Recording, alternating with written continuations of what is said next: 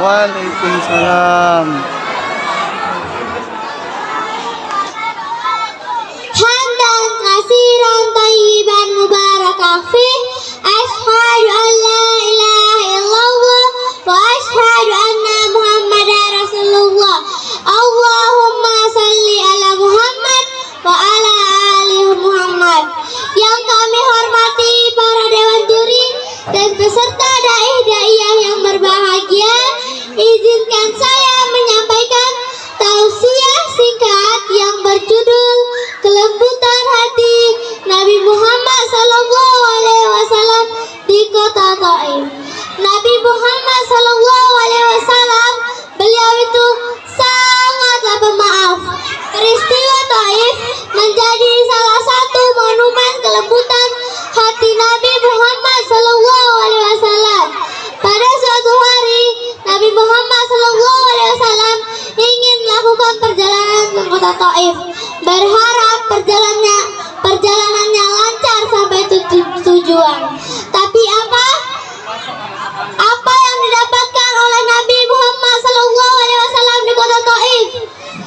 Penduduk Taif justru memperlakukan Nabi Muhammad SAW dengan sangat kasar. Ia melempari Nabi Muhammad SAW dengan batu, mencaci, menghina, bahkan melemparinya kotoran. Bayangkan teman-teman, kita yang di posisi Nabi Muhammad SAW, kita pasti marah. Tapi Nabi Muhammad SAW tidak. Ia tetap bersabar menghadapi segala cobaan dan ujian dari Allah Subhanahu wa Ta'ala. Allah Subhanahu wa Ta'ala pun mengutus Jibril alaihi wasallam untuk turun ke muka bumi ini. Jibril itu berkata, "Ya Rasulullah, jika engkau mau, aku akan benturkan kedua gunung itu yang berada di samping kota Taif." Jikalah Rasulullah berkehendak, kota Taif sudah hancur menjadi tanah. Nah, disinilah hati Nabi Muhammad SAW nampak jelas terlihat.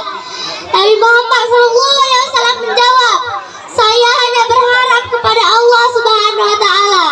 Andaikan kelak mereka menerima Islam dan taat beribadah kepada Allah Subhanahu wa Ta'ala." Bayangkan teman-teman, Nabi Muhammad SAW memaafkan orang-orang yang telah melemparinya batu, mencaci, menghina, bahkan melemparinya kotoran. Dan apa? Buktinya, doa Nabi Muhammad SAW diijabahkan oleh Allah Subhanahu wa Ta'ala. Sampai sekarang, kota Taif dihuni oleh orang-orang yang soleh dan alim yang taat beribadah kepada Allah Subhanahu wa Ta'ala. Nah, disinilah yang artinya dakwah beliau tidak pernah yang mengajarkan hal-hal yang berbau kekerasan. Mungkin hanya ini yang bisa saya sampaikan di tausiah singkat hari ini. Mohon maaf apabila ada kata-kata yang salah. Saya ucapkan wassalamualaikum warahmatullahi wabarakatuh. Waalaikumsalam warahmatullahi wabarakatuh.